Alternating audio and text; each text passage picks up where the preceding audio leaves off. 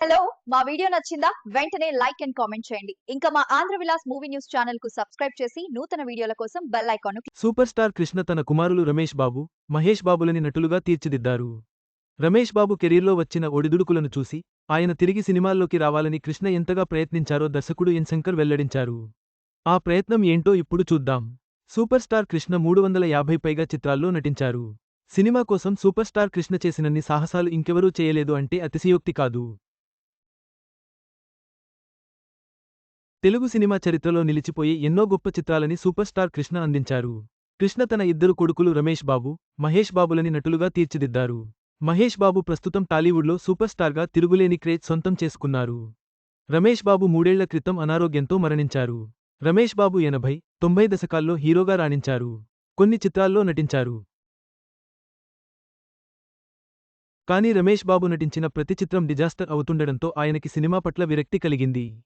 అందుకే సినిమాలు పూర్తిగా వదిలేశారు. దర్శకుడు ఎన్ శంకర్ ఓ ఇంటర్వ్యూలో మాట్లాడుతూ సూపర్ స్టార్ కృష్ణ, రమేష్ బాబు గురించి ఆసక్తికర వ్యాఖ్యలు చేశారు. ఎన్కౌంటర్ అనే టైటిల్తో కృష్ణగారికి కథ చెప్పడానికి వెళ్లాను. కృష్ణగారు 2 గంటల పాటు కథ విని చాలా బావుంది అన్నారు. నేను ఈ సినిమా చేస్తున్నాను. షూటింగ్కి అంతా రెడీ చేసుకోండి అని చెప్పారు. ఈ మూవీలో వినోద్ కుమార్, కోట శ్రీనివాసరావు, రాధిక, రోజా కీలక పాత్రల్లో నటించారు. కృష్ణ తనయుడు రమేష్ బాబు కూడా ఓ పాత్రలో నటించారు.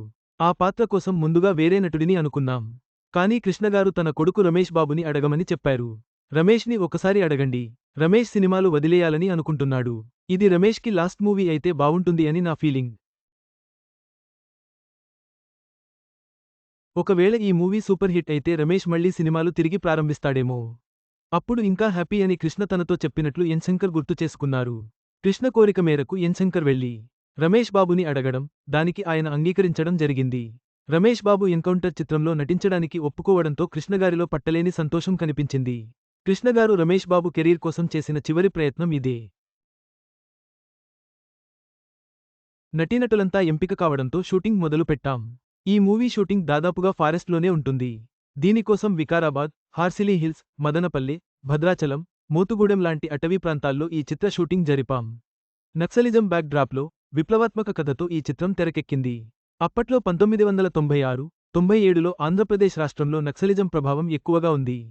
మేము షూటింగ్ జరిపిన లొకేషన్స్ కూడా నక్సలైట్లు ఎక్కువగా తిరిగే ప్రాంతాలే. దీనితో అప్పటి డీజీపీ స్థాయి వ్యక్తులు మా సినిమా షూటింగ్పై ఇంటెలిజెన్స్ నిఘా పెట్టారు. ఒకసారి షూటింగ్కి వస్తున్న రమేష్ బాబు కారుని పోలీసులు ఆపేశారు.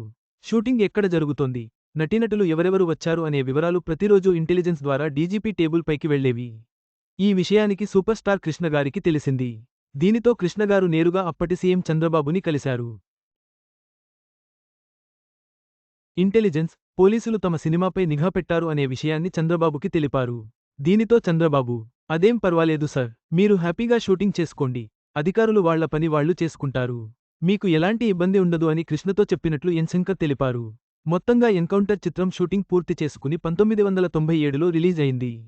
రమేష్ బాబు ఎన్కౌంటర్ మూవీ తర్వాత మళ్లీ నటించలేదు.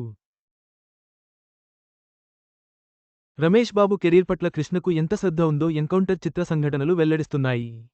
తన కొడుకు మళ్లీ విజయవంతంగా తిరిగి రావాలని ఆశించిన కృష్ణగారి ఆఖరి ప్రయత్నం ఇది. సినిమాపై ఆయన ప్రేమ అద్భుతం.